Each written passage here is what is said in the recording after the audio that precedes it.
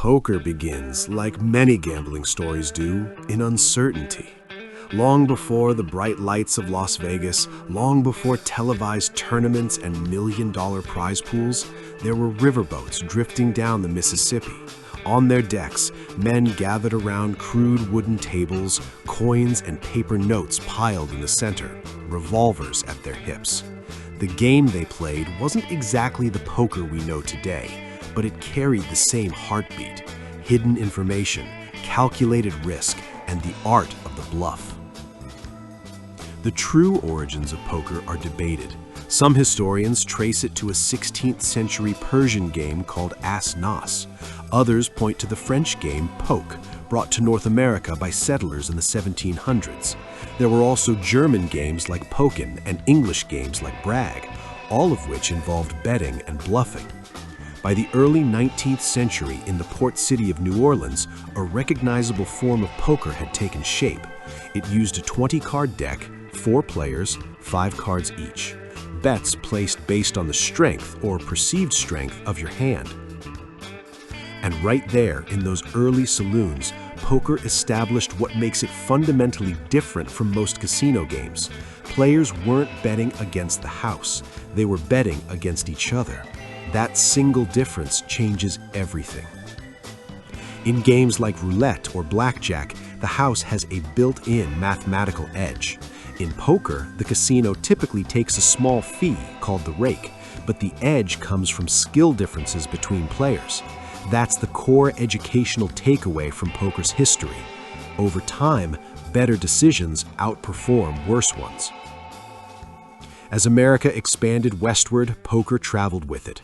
On riverboats along the Mississippi, the 20-card deck evolved into a full 52-card deck.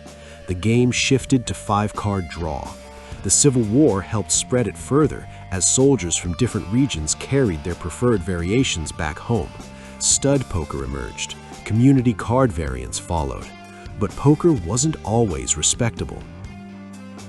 Throughout the 19th century, it had a reputation as a gambler's game, associated with hustlers, cheats, and smoky saloons. And to be fair, cheating was common. Marked cards, stacked decks, collusion. The lack of standardized rules made the game volatile in more ways than one. Yet, despite its rough reputation, poker survived and grew because it satisfied something deeper than pure chance. It rewarded observation, psychology, emotional control. By the early 20th century, poker found a more permanent home in casinos, especially in Las Vegas, which legalized gambling in 1931. But even then, poker wasn't the star attraction. Slot machines and house-banked table games generated steadier profits. Poker rooms were often small and secondary. That changed in 1970. A man named Binion Binion had an idea. At his casino, Binion's Horseshoe, he invited a handful of the best poker players in the world to compete in a series of cash games. The players themselves voted on who was the best overall. That informal gathering became the first World Series of poker. At first, it was tiny, a handful of players, no massive audience, no TV coverage, but the concept was revolutionary: poker as a spectator sport. Over the next 3 decades, the World Series of Poker grew steadily. Legends were born: Doyle Brunson, Johnny Chan, Phil Hellmuth. These weren't just gamblers, they were strategic thinkers navigating incomplete information under pressure. Then came 2003.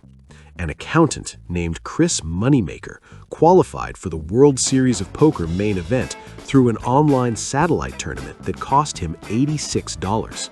He went on to win the entire event, defeating seasoned professionals and claiming $2.5 million. This moment is often called the Moneymaker effect. Online poker exploded. Amateur players flooded into card rooms believing that with study and courage, they too could compete. Televised broadcasts introduced whole card cameras, allowing viewers to see players' hidden cards. Suddenly, poker wasn't just dramatic, it was educational. Audiences could analyze decisions in real time. Poker's boom wasn't built on luck stories alone. It was built on decision-making. Before we continue, if you want clear, honest breakdowns of casino games without hype or false promises, make sure you're subscribed. Everything on this channel is built around education first. And stay with me, because the next section covers details that most players overlook, and they can make a real difference in how you approach the game. At its core, poker is a mathematical game wrapped in psychology. Players calculate pot odds, the ratio between the current size of the pot and the cost of a contemplated call. They estimate equity, the probability their hand will win at showdown. They think in ranges, not individual hands. When a player calls a bet, they're not guessing. Ideally, they're comparing the price they're being offered to the likelihood of winning. If the pot is $100 and it costs $20 to call, they're getting 5-to-1 odds. If their hand will win more than 1 out of 6 times, the call may be mathematically justified. Over thousands of hands, those small edges compound. That's another key educational distinction between poker and pure chance games. Short-term variance can mask long-term expectation. A skilled player can lose for weeks. An unskilled player can win a tournament. But over a sufficiently large sample size, decision quality shows up in results. This principle, variance versus expectation, is one of the most misunderstood aspects of gambling. Poker also evolved strategically over time. In the early days, tight and conservative play dominated. As theory advanced, aggression became more valued. Players learned the power of position. Acting later in a betting round provides more information. Bluffing evolved from reckless gambles into carefully balanced strategies designed to make opponents indifferent to calling or folding. In the modern era, poker strategy has become deeply analytical. Solvers, advanced computer programs, simulate millions of hands to approximate game theory optimal, or GTO, play. These tools don't solve poker completely, but they provide baseline strategies that are difficult to exploit. This marks another historical shift. Poker moved from instinct-driven gambling to data-driven competition. Online platforms accelerated this transformation. Sites like PokerStars and others allowed players to log millions of hands, track statistics, and refine strategies at unprecedented speed. The player pool became tougher. Casual edges shrank. Then came 2011, known in the poker world as Black Friday. The US government shut down several major online poker sites, dramatically reshaping the industry in America. The boom cooled, but poker didn't disappear. It adapted. Today, poker exists in many forms: live tournaments, cash games, online platforms in regulated markets, and high-stakes streamed games watched by millions. The World Series of Poker continues annually, now hosted on the Las Vegas Strip. New champions emerge, old legends return, but through every era, from riverboats to live streams, the fundamentals remain the same.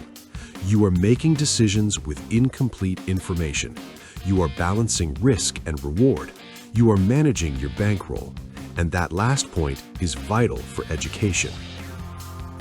Historically, many talented players went broke, not because they lacked skill, but because they lacked discipline. Bankroll management is the quiet backbone of poker longevity. Even the best players endure losing streaks. Without sufficient capital relative to the stakes played, variance can wipe out an otherwise profitable player. The history of poker isn't just a story of growth, it's a story of lessons learned.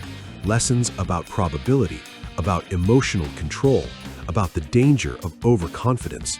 It's also a story about human psychology. Bluffing works not because cards are strong, but because people are predictable. Tilt, playing emotionally after a loss, has destroyed more bankrolls than bad luck ever could. Patience has built more careers than flashy hero calls. In many ways, poker mirrors life. Information is incomplete. Outcomes are uncertain. but decisions still matter. From its debated roots in European card rooms to the dusty saloons of the American frontier, from the smoky back rooms of mid-century casinos to the bright lights of the World Series of Poker, from an $86 online satellite to multi-million-dollar prize pools, poker has transformed from a gambler's pastime into a global competitive mind sport. And yet, the essence hasn't changed. 5 cards, a bet, a decision. The history of poker teaches us that gambling is not one single thing. Sometimes it's pure chance, sometimes it's structured disadvantage, and sometimes, like in poker, it's a long-term contest of skill played within a framework of probability and variance. Understanding that distinction is what separates entertainment from education. And if there's one lesson poker's long history makes clear, it's this: luck determines moments, but decisions determine careers. And that wraps up today's video. If you found this video helpful, make sure to hit that like button. It really helps the channel out and tells YouTube this is content worth sharing. Don't forget to subscribe and turn on notifications so you never miss another strategy breakdown, game walkthrough, or insider tip. We've got tons of guides coming your way, and you'll want to be here when they drop.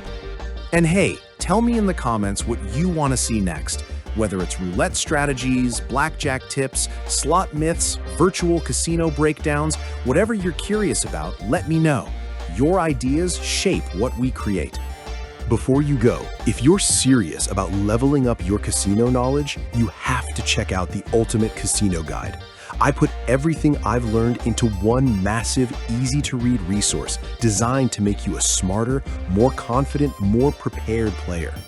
If you've ever wondered which games actually give you the best odds, how do pros manage their bankroll so they don't blow it all in an hour, what tricks casinos use, both physical and digital, to influence your decisions, how to avoid the biggest money traps beginners fall into, then the Ultimate Casino Guide will change the way you play forever.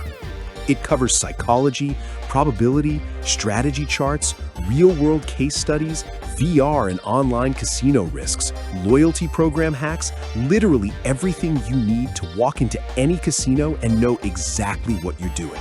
The link is right here on the end card. Click it and start transforming the way you play. Thanks for watching. Stay sharp, play smart, and I'll see you in the next video.